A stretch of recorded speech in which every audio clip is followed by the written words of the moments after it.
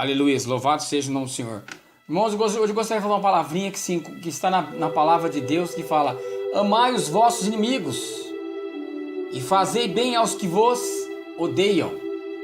Eu quero dizer para os irmãos que no livro de Êxodo 23:5 nos fala: se vires o jumento daquele que te odeia, caído debaixo da sua carga, não te desviará deles, certamente o ajudarás e o levantará.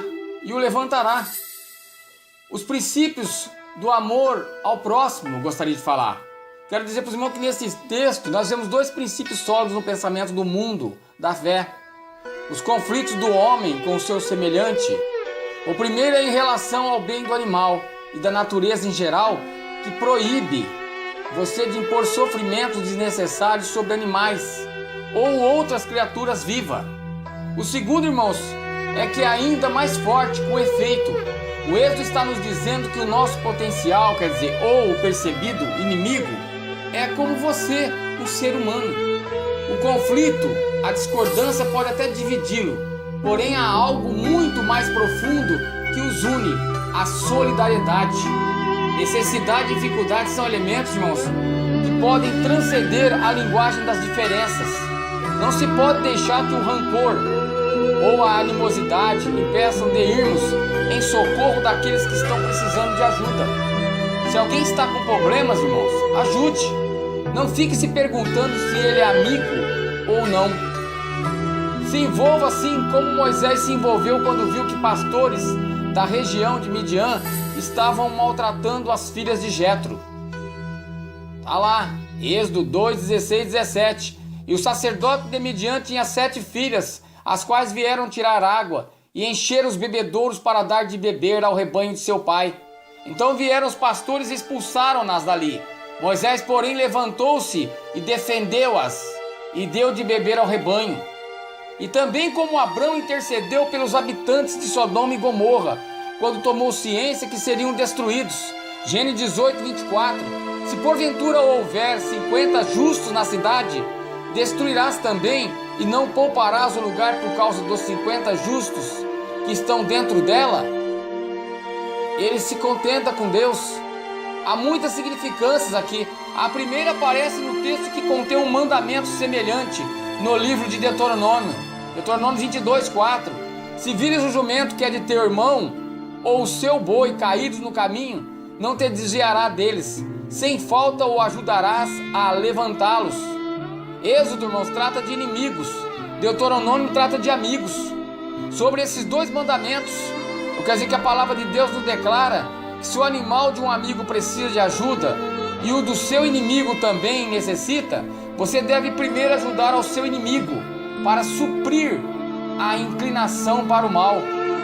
Nesses casos apresentados, certamente ambos precisam de ajuda. Mas no caso de um suposto ou potencial inimigo, quer dizer para os irmãos que nosso há mais em jogo do que uma simples ajuda a um animal em dificuldade. Há o desafio, irmãos, de superar as desavenças, distanciamento e o sentimento doentio da indiferença. Por isso a demanda por ajudar ao seu inimigo tem preferência na visão da tradição oral. Quer dizer para os irmãos que na frase "não te desviará deles" parece superflua, mas de fato não é.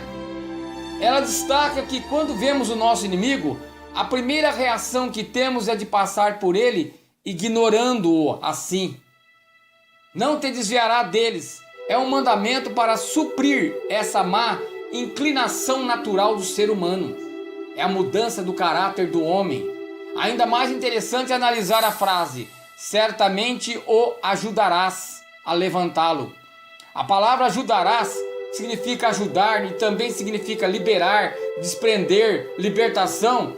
Eu quero dizer para os irmãos que, de forma que as traduções aramaicas tomam esse texto como certamente o libertarás, no sentido não somente de peso físico, da carga que leva, mas também certamente do desprendimento do rancor que há no coração em relação ao seu oponente.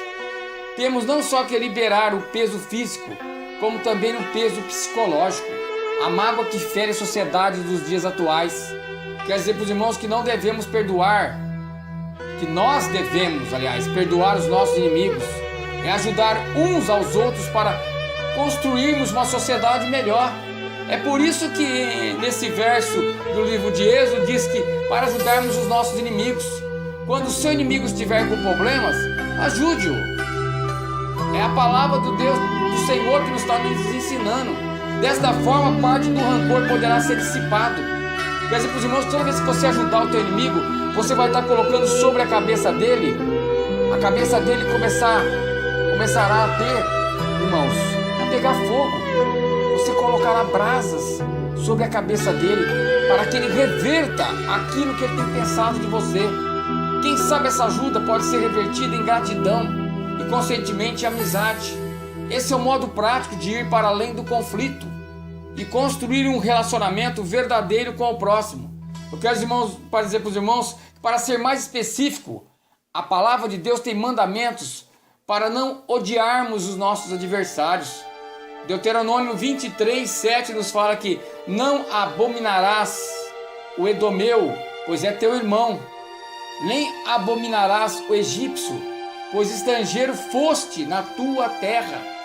Esses dois constituem, irmãos, os dois clássicos dos inimigos de Israel. Os edomitas são os descendentes de Esaú, rival de Jacó. Os egípcios escravizavam os israelitas, e ainda assim Deus afirma que é proibido odiá-los.